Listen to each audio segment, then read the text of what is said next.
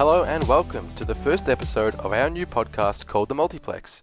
My name is Mitch and I will be joined by my two friends Tejas and Sophie.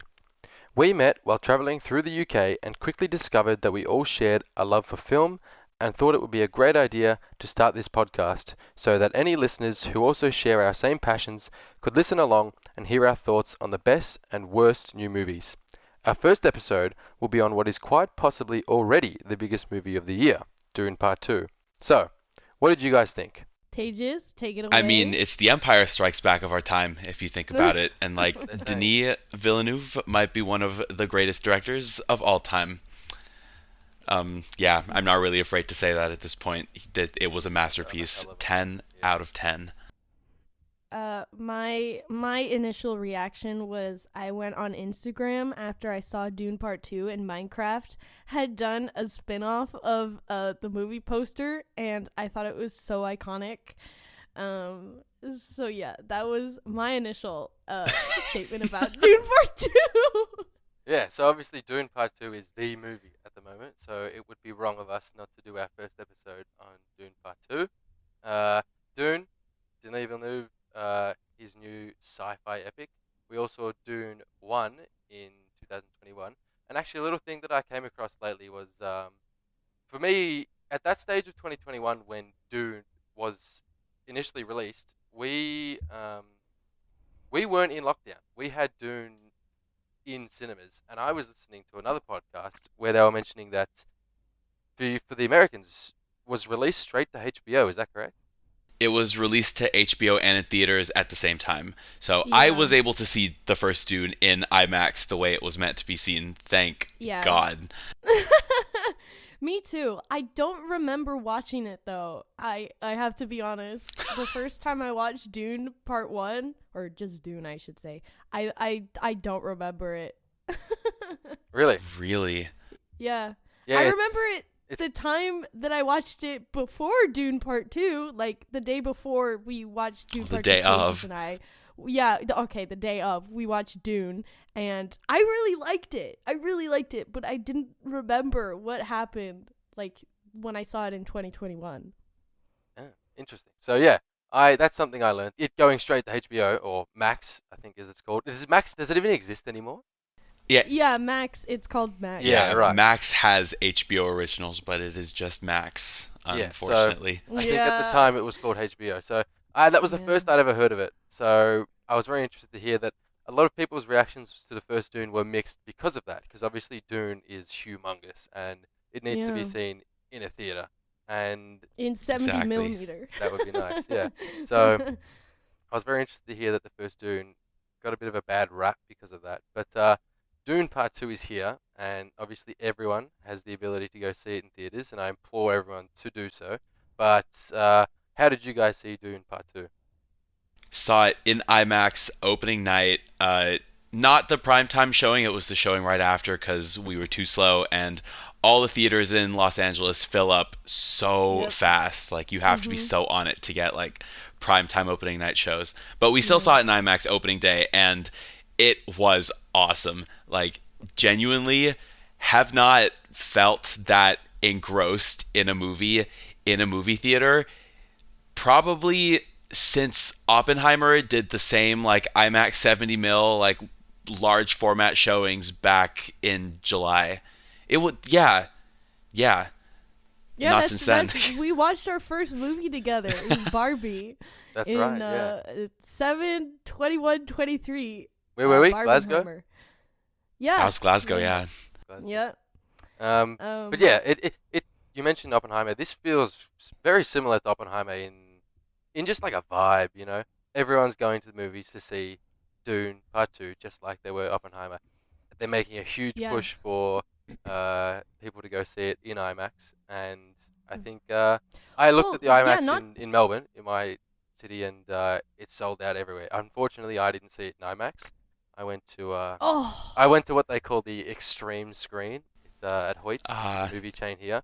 But yeah, IMAX, I just couldn't get a seat when I wanted to, and it's hella Yeah, so expensive as well. So I was like, I'll That's go see valid. the extreme screen.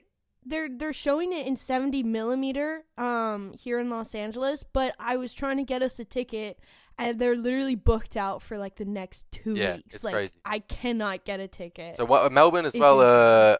I was reading that it's one of 12 70 millimeter prints worldwide. So Melbourne has got one, fortunately, and hopefully I'll go see it Oh, when it cools nice. down a bit. I'll go for a second viewing, Yes. which it's completely warranted. Two viewings of this. I would say 3 or even 4, like as many as is Absolutely. necessary. Yeah. So yeah, Dune Part 2. I think by this stage a lot of us know what it is, what it's about. If anyone is keen enough to listen to this podcast, I'm sure they've seen the first Dune, um, and even the second Dune by now. But obviously Timothy Chalamet starring as Paul Muad'Dib Atreides, who is the Timmy Duke boy. of House Atreides. Yes. We have Zendaya, Rebecca Ferguson, Josh Brolin, Austin Butler, Florence Pugh, my fave Dave Bautista, Christopher Walken, Lea Seydoux. The list goes on. Stellan Skarsgård, Anya Charlotte Taylor-Joy Rampling, for a hot Javier second. Bardem, Anya Yeah. Taylor-Joy. This is basically the Avengers. Oh. Whoa. Everyone has come together to make this movie, and I feel like Denis Villeneuve is the Iron Man. He is bringing everyone together, and he's the big dick. He's getting everyone in. I love that comparison to Yeah, it's Avengers. crazy, and like Like, it's got the dynamic. You got the young ones, Zendaya, Timothy Chalamet, Austin Butler, Florence Pugh. They are the four people sort of who seem to be at the center of our society right now in terms of movies. yeah. Like popular culture, Zendaya, man, she's everywhere. She doesn't stop showing Yeah. up on my Yeah. TikTok. Timothy Chalamet is like a meme, but he's kind of Hot off the good. heels of And Wonka, he is now yeah, Yeah. that's like right. what a tonal shift. Austin Yeah. And then Butler, he kind of challengers. like Yeah. goes through like phases on the internet of people hating on him because he's can't drop the Elvis voice, but then people start to love him again because he's really hot. And yeah, but I struggle to keep up what the consensus on Austin Butler is. But I think after he played Fade Rautha in this, he's back on people's Yeah. good sides because he Yeah. was No, unbelievable. seriously. It was so good. Like, I remember turning to Daegis in the middle of the movie. Like, not even at the beginning, but in the middle. And I go, wait, that's Austin Butler. Like, I didn't even know. Like, his performance was just so good. Like, I mean, to be I fair, he loved it. doesn't show up until like an hour into the movie when they like cut to like the Yeah, but infrared gladiator scene.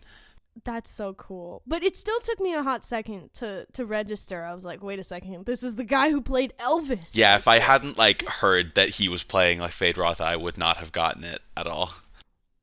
I mean, Yeah. just these people here have all sort of come together at the peak of their heights. All of these actors, well, as the younger actors, just seem to have come in at the right time. Like Austin Butler Mm. after Elvis, obviously. Florence Pugh, she's sort of like in the spotlight. She was in Midsummer, obviously. She does those cooking, or she did a cooking video for some Yeah, outlet that comes up on my newsfeed all the time. So she's in Don't Worry, Don't Darling. Worry, Darling, and Yeah, Summer, Oppenheimer. Oppenheimer. She She's had in her the Marvel spotlight. role. Exactly, in Black Yeah, Widow, and that then weird Zendaya background. obviously is like from Spider-Man. I think that Peak. catapulted her along with Euphoria, and then Of Timothy course, the Chalamet Disney Channel is stardom. yeah, exactly. Yeah, Timothy Chalamet like is the guy right now. He just is in everything, yeah. and yeah, Wonka, he's in everything. dating Kylie Yeah, I was Jenner. gonna say. Like, what the Yeah. heck? So they've come together at the right time, and that's gonna help catapult this movie. Like those four are just on my TikTok, like just smashing the promotion for this movie, like with Austin Butler and his Elvis voice, and yeah, it's great. No, It's they good to made see the everyone right getting around it. decision to delay this movie until post SAG strike. It's like Yeah. this movie coming So they out can with all none get of in. its cast doing promotional work they would have made a lot less money. Yeah, Yeah. definitely. I think so. But yeah, so before we get into a proper discussion on the movie as well, I think we'll go and say that there's a spoiler warning. If you're listening to a Dune 2 podcast and you haven't seen Dune 2, I think it goes without saying, but there is a spoiler warning Oh, ahead. absolutely. To start off, so has anyone here read Dune, the book? I have No. not read Dune, but I am very familiar with the novel because my mother and my aunt are both huge fans, and they were extremely excited for the first Dune when it came out, and both of them were actually disappointed by it because they didn't realize it would be a multiple parter. But yeah, I am pretty familiar with the book and a lot of like the intricate like world building stuff that Frank Herbert did. Yeah, I think I'm the same. My brother read the book and finished it like almost the day of when the movie came out. So he gave me the full debrief of when the film came out. He goes, "This is different. That's different. This person's here. This person's there. Blah blah blah." So I've got a bit of the knowledge about what the book's about, and it does differ quite a fair bit, apparently, from what I've heard. But we are by no means experts on the comparison. What's your Yeah, knowledge on the book like, Sophie? yeah, I was gonna say my knowledge of Dune is from Tages. That's it. And his knowledge is from his relations as well. So we're getting secondhand Yeah. knowledge. But we know movies. We don't know books, so we can talk about the movies. We watch movies. We don't read. Yeah, we reading. No thanks. But has anyone seen David Lynch's Dune? I have not, but I've never seen the movie in its entirety. I have seen clips, like I know what the old Shield VFX used to look Oh like. yeah. I know Patrick Yeah. Stewart was in it for a hot second, which is a Star Trek fan. That was a trip to find out. um, and I know Can, the can, space navigators are weird worm people that snort spice, and they show that in the David Lynch movie. Oh, And he has a okay. cameo apparently. Yeah, I don't know. It's just a bunch of random facts. can I make fun of Tages for 1 second? Go for it. Tages' knowledge on the first Dune, he turned to me and he goes, "Yeah, Matthew Broderick plays Paul." Because I He does not genuinely play thought Paul. that he did. I was okay. In my defense, all white people look the same, and you can't tell me I'm wrong. Well, for context, everyone, no one knows what you look like, Tages. That's true. Okay, yes, I am brown. I have a beard. The TSA hates me. But no. Wait, you meant in the Lynch Dune was Matthew Broderick? Is that what you were referring to? Or That's did what you I get thought, That's what yeah. you told Chalamet? me. No, yes, it is. Like, It is I Kyle would have MacLachlan, totally watched it fame from. if Matthew Broderick played Paul. I was all for it, and then I read it up, and I was like, wait, Matthew No, Broderick's he not does in not fit this? the 15-year-old age bracket that I think Paul Atreides Yeah, would be. but I would have watched it if Ferris Bueller was in Dune. I Yeah. was like, I'm there. But no, yeah, Kyle MacLachlan plays Paul Atreides in David Lynch's Dune from Twin Peaks. Yeah, Patrick Stewart's in that. Sting plays Fade Ralph. Oh yeah. Yeah, Yeah, yeah. and that to see the differences from Lynch's Dune compared to Villeneuve's Dune is stark. Yeah, there is jarring You guys differences between those two movies. are you guys But familiar at all with the sci-fi series they made like in between? I the think it was Dune just No. called sci-fi like series? Dune. Yeah. Oh, okay, no, They I made don't it know. into a TV show. It was weird. Creative. When was this? What is the 90s? Like 90s or 2000s, like some point in between. Like not quite. They didn't have streaming budget. This was like a network cable TV show, but yeah, it's funny. Like I think both Lynch's Dune and the sci-fi series. I know like very little about the sci-fi series and not much more about Lynch's Dune, but I've heard that they both succeed on like different like aspects, like Lynch with the world building and the sci-fi series with like characters and writing because they have TV runtime to work with. But yeah, I've heard mixed things about both. Fair enough. So, what did we think of Dune Part 1? I got to see I saw it in theaters the first time as well. And then I saw a reissuing a week before I saw Dune 2. So they did a re-release in theaters. I was lucky enough to catch the first one. I didn't love the first one the first time around, and I thought it was slow. The story was lacking in comparison to like the visuals, which are obviously unbelievable. But the second time around, I liked it a bit more. I think it helped knowing that I wasn't getting an incomplete movie, which is part of what I didn't love the first time around. It ended, and I knew I had to wait so long, and I felt a bit shortchanged, especially when thinking about sort of how little we got in that first half. It was basically all set up, having now seen the second movie. Um, but yeah, obviously there's moments within that first one that are completely spectacular. But yeah, I think the second time around, I loved it more knowing that I was going to be watching the rest of the movie the next week. Well, What did you guys think? The Ah, the rest. rest. But the rest, I think it ends. Dune 2 ends in a very succinct way. Like it is a complete movie, where the first one I I feel like it agree wasn't. to disagree. I was so mad with the ending of Dune Part 2. But, bitch, I agree with everything else you said. When I watched Dune for the first time, I was like, I was like, I don't, nothing happened. I'm like, obviously there was, a racial or a race of an entire family, but I was like, no, I want to know more. Like, I want to know what happens, right? And so I felt Dune Part 2 solve that, but then it ended with screwing Zendaya over, and I was like, no, why do they do this to my girl? So yeah, I'm also notorious for hating cliffhangers like Spider-Verse. I love Across the Spider-Verse, but they can't do that to me. Yeah, I am like I think I am in the minority then for saying that I absolutely loved the first Dune the first time like I watched it in theaters. So I watched it like by myself, like in full like COVID quarantine hazmat outfit, like face mask, like jacket, like just Hazmat. limiting like all potential exposure to the boogeyman that was COVID back then. But yeah, no, I saw it in IMAX in a packed theater, and I was loving every second of it for like the first 2 hours of that movie. Like right up until the the end of the big action set piece where they like the Harkonnens kill all of the Atreides people.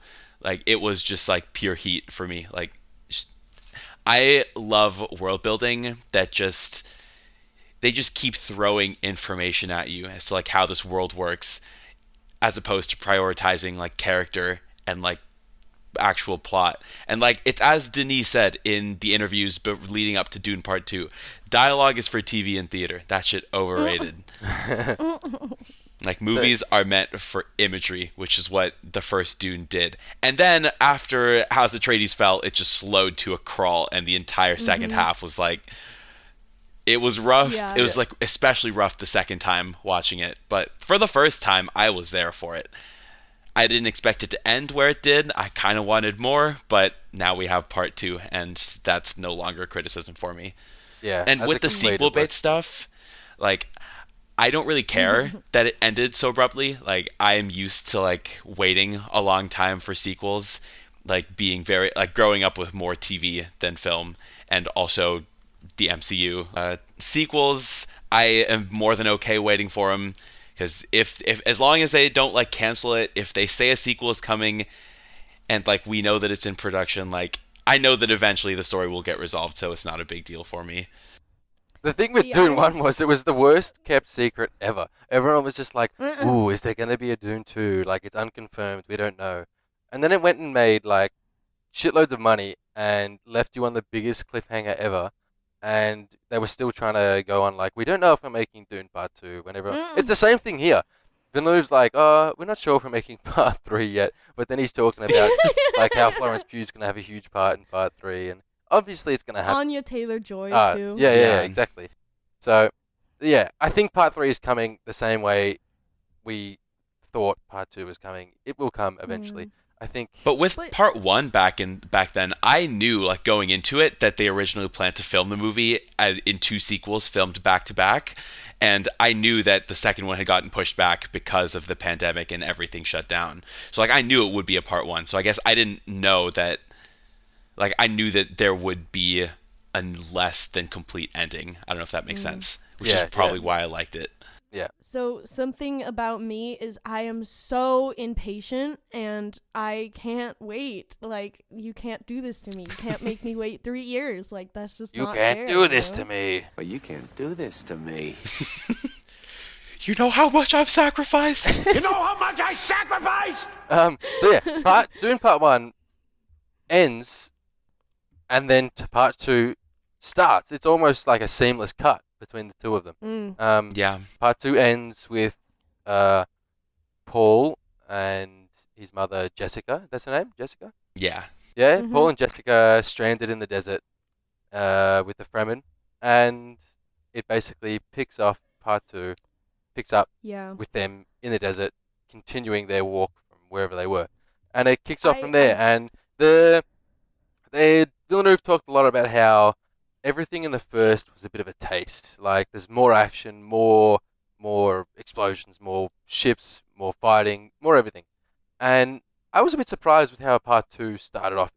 A tad not slow, but there wasn't as much of that as what there was made out to sound. So I was a Yeah. bit surprised, but I, I was on board. The movie goes for 2 hours 45, and it's I feel like 100% could have crossed the 3 hour mark.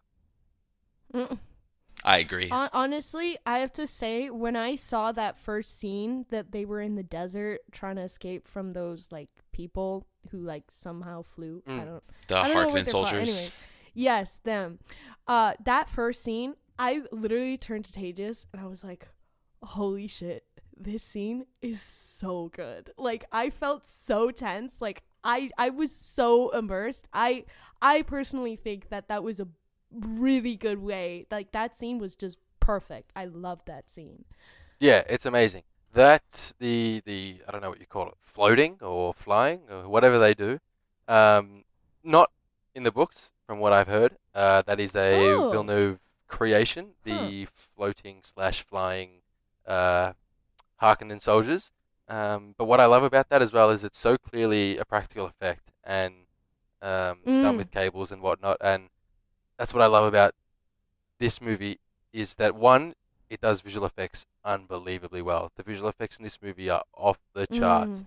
and it Mhm. does practical effects when it needs to do practical effects, and that being one of them was so cool. Seeing them just float up, no music, no sound effects either.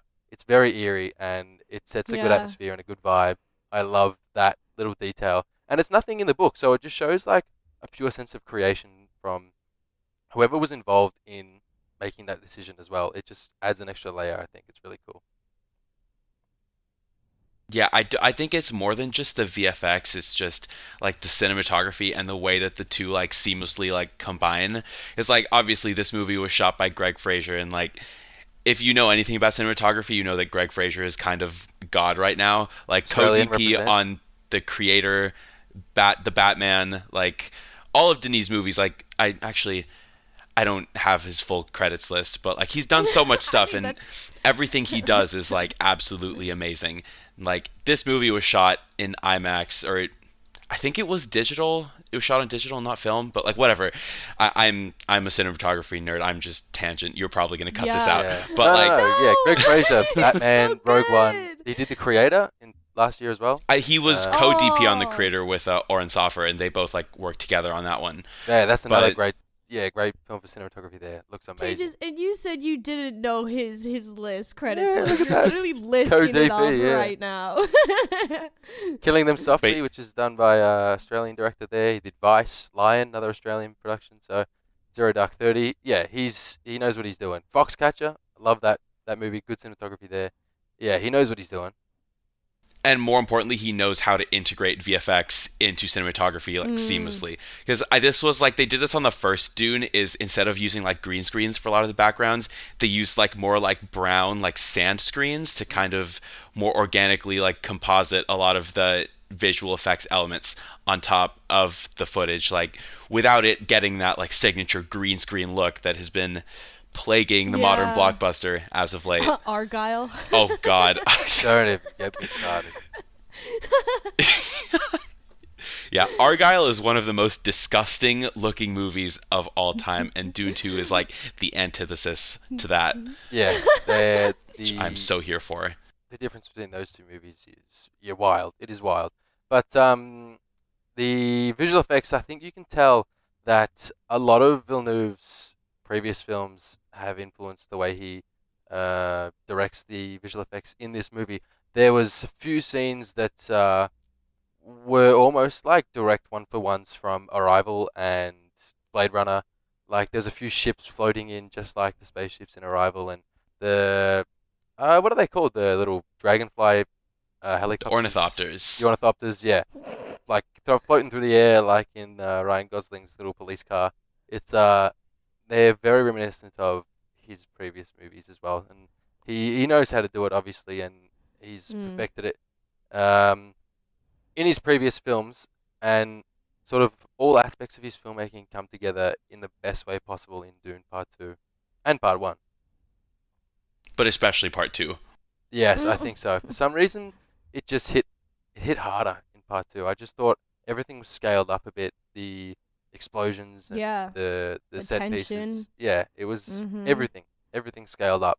And Mhm. I think for yeah, me, it's the great. real difference was you could feel the amount of time that Villeneuve was just letting each shot run for in the action sequences. Because in the first Dune, that like the whole like siege scene where like the Harkonnens just like come back and kill all the Atreides people. It's a very fast scene. They're cutting quickly, and like the action is just flying by. But it's in the action set pieces in Dune 2, especially the two like the one right at the start where they're like floating and shit, and then the other one where they attack that Harkonnen harvester and they're like shooting rockets at like the spaceship with the machine gun and stuff. You could feel that each shot had room to breathe, like in the edit. They weren't Mhm. rushing to cut down shots so that they could save money on VFX. Like they were spending the money they had and spending it really, really well, and you could just feel it on screen. Mm. Tejas, I want you. I think I just need a podcast of just you explaining movies because you said flying and shit, and it was just like if I just had you explain plot summaries to me like that, I think it would be very entertaining. Yeah, they don't pay me enough for that, unfortunately. So there's a lot of moving parts to Dune Part 2. The story is very intricate. It is oftentimes very confusing as well.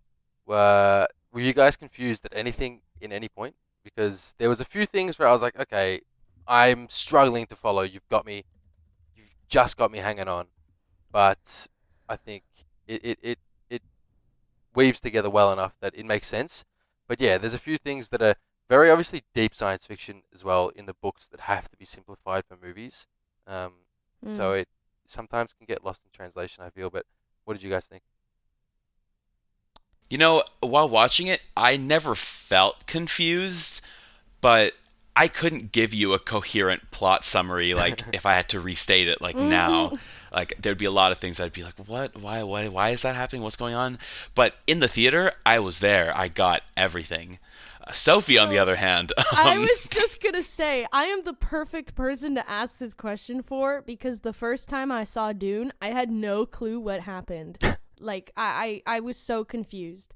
But when I watched Dune again with Tejas, I was asking so many questions, and then it started to make sense. I understood the plot. Um, but I'm actually really surprised because Dune Part 2, I understand what happened. Like everything, which is, quite shocking for Sophie with a sci-fi film. But yeah, no, I wasn't confused. I understood everything. So, I think that's just a testament to the strength of the setup that part one, it really just laid out all of the moving parts in this It did. universe for part two to then play with. yeah. But I think what you talked about, Sophie, is that without some sort of prior knowledge of lore or a bit of deeper knowledge in the story, or without somebody to explain that to you, it could be very confusing. There's a lot of things Oh like yeah. the Reverend Mother. There's a lot of druggy stuff like Mhm. the spice and the water of life. It does a lot of transformations to bodies. Like Paul becomes some sort of superhuman at some like towards the end of Mm. the film, and Jessica takes the same thing with the water of life. And I think without someone to explain that to you, or without some prior knowledge of those things, it could get confusing. Which is almost where I was Absolutely. within in the theater. I found myself asking certain questions, and I was able to get them explained to me later on. But I think that is one aspect of the film that might drive people away. Yeah. What confused you the first time you watched it? It was more little things like sort of things that are just included in the movie but never fully explained, like the daughter in the womb, what played at there. I thought Paul's motives became very vague to me. So he's very adamant to Chani, Zendaya's character, that he doesn't want to lead them. He is just he Mm. just wants to be a Fremen. He just wants to help free the Fremen. He wants to give them their planet back. And yeah, he's very adamant that he doesn't want to lead. He is not the Messiah. He's not the He's not the Messiah. He's a very naughty He's boy. not the Messiah. He's a very naughty boy. what What's his name? Sorry, continue. Yeah, we're doing Life of Brian quotes. What's what's his name in the Lisan al-Gaib. Lisan al-Gaib? There you go, the Messiah, the chosen one, what have you. The he's very adamant that he is not this character. He is not this Jesus-like figure, which, mind you, is a confusing backstory in itself because the Reverend Mothers have been here generations before and instilled these beliefs in the people and basically taken privilege of these lesser beings than the Reverend Mothers who are all-knowing pretty much. And that becomes a bit confusing. And then what got me the most where I was asking the most questions was Paul flips on a dime. He goes from Mm, adamant he is not leading to screw everyone, no one can defeat me, I'm your leader, follow me into battle mm, to your death. And eventually promises them freeing their planet to carting them all off world in promise of a paradise, which is seemingly not seemingly, which is a holy war. He declares a holy mm. war on the universe pretty much, which I left the theater without answers to that, thinking I'm confused as to what his his game was. Why has he flipped so hard and not given them his promises? But Well, yeah. I'm a very character arc person. Like, I love characters. I love dialogue, like the opposite of what Tejas was saying.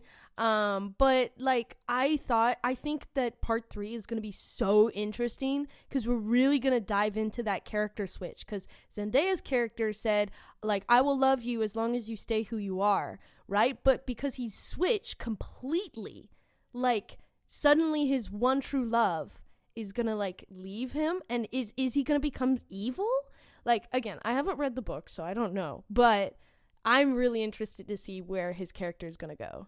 But yeah, Sophie, I guess to your point, as someone who has knowledge of the entire book series, you're in for No you're in spoilers! for a ride. You're in for a No ride. spoilers! No spoilers. No spoilers for Ah! Dune books, like Yeah, after Dune I Messiah. But like, yeah, yeah. so yeah, I effectively actually the answer thought to my that. question is basically that he's seen the future. He knows he's basically Doctor Mm. Strange at this point. He's seeing all the different futures. He knows the pathway he has to take. Yeah, And whether or not he's acting the way he is because that's the one pathway out of this, whether he is actually going to deliver them complete peace and freedom is I'm not sure about. Obviously, I don't know the books, so I think that's in the end what was explained to me and how that question is answered. But I think without knowing that, it's never answered, and that left me a bit confused, which is why I think Mm. sort of it might have a similar experience for some other people.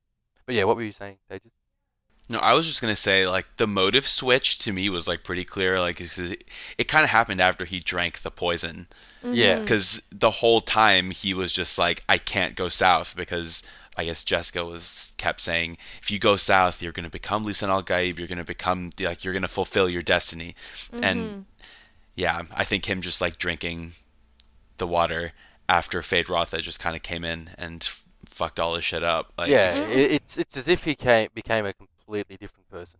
Like he's no yeah, longer Paul Atreides. He's yeah, a completely The different person. Messiah. he was resisting like the white savior narrative that the Bene Gesserit were like seeding amongst like the Mm. Fremen, but then once he drank the Kool-Aid, I guess he just fully switched and embraced it. I think that part there is another bit of genius filmmaking too, because for a long time throughout that movie, and throughout just sort of like movies in general, just looking at Timothy Chalamet, he is not the leader of an army. He is not a warrior. And at that stage where he flips and his character Paul becomes that leader, I think so does the filmmaking as well. Like he is portrayed in a different way in those last final minutes where he is the leader and he is this great warrior. They make him look big. They make him look strong. They make him sound. And he's a tiny little skinny boy. Yeah, but I think they Skinny do a good human. job of like making him Oh not yeah. look like a skinny little boy. They give it. He has a deeper voice. He's more commanding. He looks stronger, and I think Yo, that's yeah, silence. it's done really really well. That his change up is reflected in the way he's portrayed on screen as well. Yeah, I I guess moving concur. on to like more of like a thematic discussion of the film. I guess we're kind of touching on the religion control aspect of it. But yeah, what did you guys think about Dune as the kind of like deconstruction of the white savior narrative that is so common in Hollywood films? Yeah, Avatar. that is that is very interesting because there is a lot of discourse around this at the moment about like Paul is a white savior and he's been planted as this Jesus-like figure to free all these what is seemingly well, there's a mix in the movie. There's a mix. They're sort of Arabic looking. There's a lot of black people who are part of the Fremen, and Timothy Chalamet, this white guy, is coming in to free them. But I think the white savior like complex is completely wrong. It's a misread of the entire story because the film is not saying he's a white savior. He is not saving them. He is continuing the enslaving of these people. Like I think to call him a white savior is like a misread of the film because in the end he does the opposite of saving them. He's a bad guy. I think that switch up in the end that we're Mhm. talking about is like hammering the point home that he is just another person who's come in to screw these people over. So to call him a Mhm. white savior, I think is yeah, it's a misread. I don't know how Oh, people can still absolutely. still make that point after having seen the movie because he's there to like ruin these people's lives. He's the fake Messiah. And I think that goes even deeper into the lore of the film, like within the books. That I think there's a lot of subtext that he is not actually the um, Al Gaib. Like he's not He actually is not the Messiah. he. But yeah, I think in terms of like storyline and what the Ben Gesserit had in plan for their had as their plan, he's not actually meant to be that Messiah. And yeah, I think the white savior thing is just a misread. So yeah, Tejas, what do you think? 100%. I absolutely agree with that. I think Dune, I guess, even with the book back then, was kind of positioned as this critique of a lot of white savior tropes in sci-fi because obviously the writers of like the screenplay of the movie and also Frank Herbert, they're very aware of what the white savior is. And they knew that this story definitely ran the risk of becoming something similar to that, which is why I personally love the inclusion of the Bene Gesserit as like a CIA type of like as an American, this is like very, very uncomfortably familiar. Which is like, yeah, the CIA is a bunch of Yeah, fascists. Oh well, they've but got their tentacles in all parts of the world. oh yeah, oh yeah. So like just having them like seed and like plant rumors of the Messiah, and then having just all of the Fremen characters just constantly echo, it is written," or at least like Yeah, the southern tribes, all of like the loyal ones, like they know what they're doing, and I think because it is like conscious and intended, and obviously as you were saying, Paul is not going to be leading them to a very nice place. mm, that's why I'm really excited. Like, sorry, but also I'm interested to see how he's gonna do it, or Hey, how but Denis far he's got gonna like take four it. movies to make before Dune Part 3, so you never know. What? Bruh, you can't make me wait this that's long. what he reckons. Yeah, he doesn't want to spend his whole career making Dune movies. So I think keeping it at three will be a nice wrap up. Hundred From what I've percent. heard, the next book is Dune Messiah. Yeah, and I think that is the end of like the Paul Atreides story, and I think leaving Dune at that would be a good way to wrap the series up. I hope, but in today's age, I'm sure we'll get. I think we are getting some sort of TV show as well. I think there's like a Bene Gesserit TV show rumored to be in the works. Yeah, it would not shock me with how greedy Warner Brothers is. Yeah, and I think this film will make a lot of money. Oh yeah. $1 billion, predict it now. Do It y'all is, yeah. think? I hope so. I knew. These are the kind of films Um, that need to make $1 billion, I think. yeah, I did hear that Dune Part Two did very well opening weekend. Yeah, because it opened on par with Oppenheimer, which went on to make, I think, I don't know if Oppenheimer hit a billion, but it was like very, very close to a billion. But So what? yeah, I Okay. don't think Dune 2 will make as much as Oppenheimer because it doesn't have Barbenheimer hype. As Yeah. big as the hype for Oh. this like has been, it's not the same as Barbenheimer was. So what do we think in I terms of Oscars for Dune Part Two? It's Oh, released best cinematography. absolutely, but it's now released in March, which is it's essentially 12 months away from the Yeah, Oscars. it's the Uh-huh. long way. It's a long way.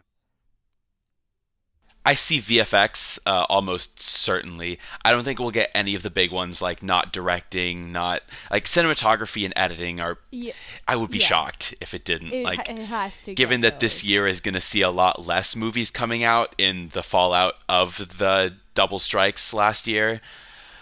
But yeah. It might get nominated for best soundtrack. Oh, Um, absolutely. Hans Zimmer because the is. There's soundtrack no was, way. yeah, it was so good, and it's all over my feed. Just a bunch of guys going ah. Did you hear how Hans Zimmer wrote the music for this movie?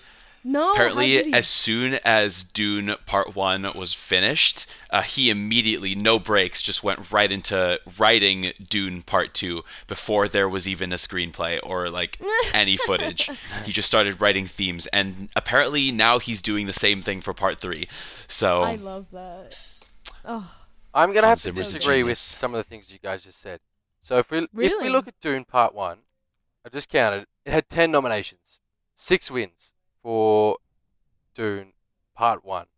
And I think the general consensus is that Dune Part 2 is better. So if we look at what it won visual effects, which would mean that this will be a shoe-in for visual effects again. Production design, 1. Oh yeah. Sorry, I forgot about that. So Production design. It it has has to to win win. again. I think if you Mhm. give it to number 1, you give it to number 2. Same with cinematography. Mm. Greg Fraser won, this will win again. No doubt about it. Mhm. Nominated for makeup and hairstyling. I suppose it'll depend on what's released throughout the year. It is predicted to be a weaker year because of the writing strike with less movies being released. But I think if we can say that Dune Part 1 is not as critically acclaimed as Dune Part 2, makeup and hairstyling would get in. It won editing, so it'll get nominated again. It won sound, it'll get Oh nominated yeah, again. sound design. I think it's gonna get nominated because the sound design was so good. Yeah, yeah, Like I phenomenal. was talking to a sound person and she was saying that if you listen to when they're stepping on the sand, they make different frequencies. Hmm. Because sand naturally when you step on it, like it does make different frequencies depending on your step or where you are on the sand dune, and they did that in the film. So I 100% think that it will get nominated for sound. Yeah, so I almost believe that it's safe to say whatever it's nominated for here will go again, plus some, because original score, eh, I think it depends on what else comes out, but it won for Dune 1, and I'll assume it'll win for Doom 2 again. And then you've got adapted screenplay and best picture. Notably, what's missing is Villeneuve, and he will not get snubbed again. They will put him in. I think what was in his place for part 1 was Kenneth Branagh for Belfast. Oh, Mm. So did not yeah, enjoy that movie. exactly. I think Mm. it's safe to say he'll get in, which should take it to 11. And then you've got what else is missing? There's acting, no acting awards for part I 1. I'd like to see. yeah. Well, who would you like to see? I know who I would like to see. I kind of want to see Austin Butler for best supporting That's actor. exactly what I was I really liked his performance. Stages.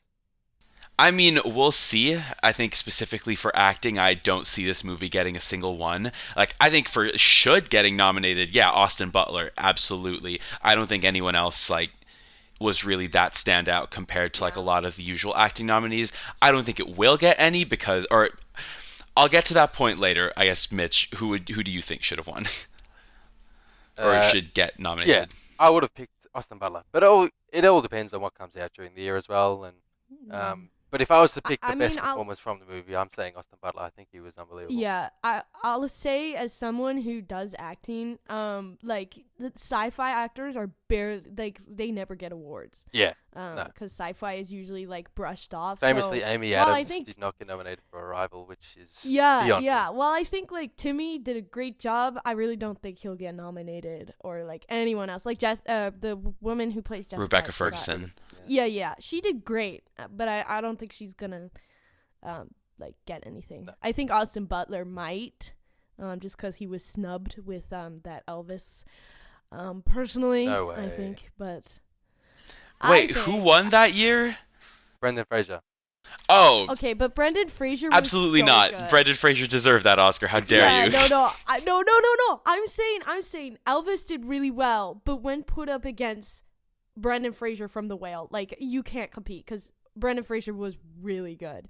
But I do think that Austin Butler did really well as Elvis. Yeah, my thing as to why I don't think this movie is going to get as many Oscars as you predicted, Mitch, is because awards voters have a very, very short memory span, and unless Warner Brothers pours a shitload of money into the Oscar campaign for this movie, I don't think it will get much. Like, I agree. I think it has a chance for directing if the rest of this year proves to be not very strong. I mean, we'll have to wait till like November, December to see it how it is, but Challengers and Monkey Man? Nah. I mean, we'll see if it's any good, but like there's a lot of movies I'm really excited for this year that I think could potentially challenge Dune for a directing slot.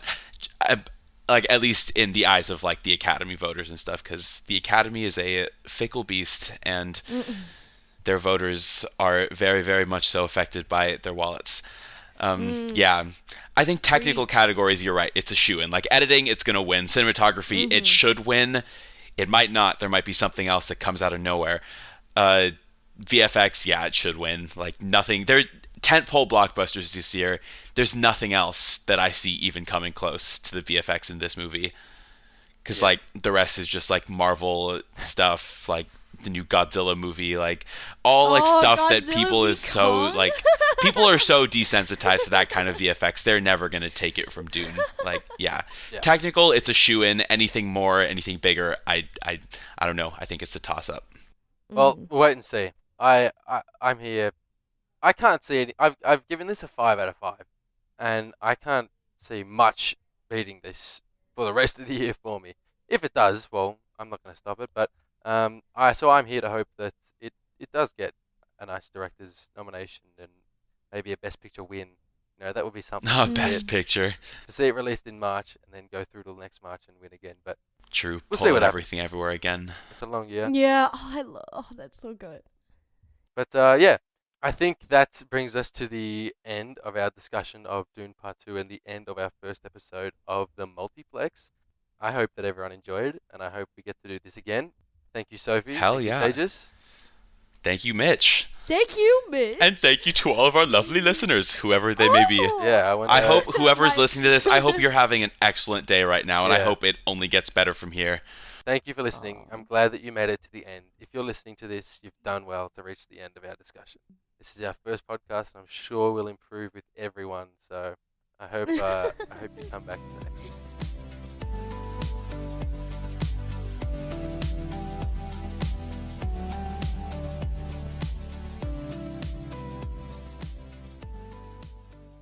Sand! I can't get rid of the sand. There's still some in here. Won't go away. Look at it. I even got sand in the pocket.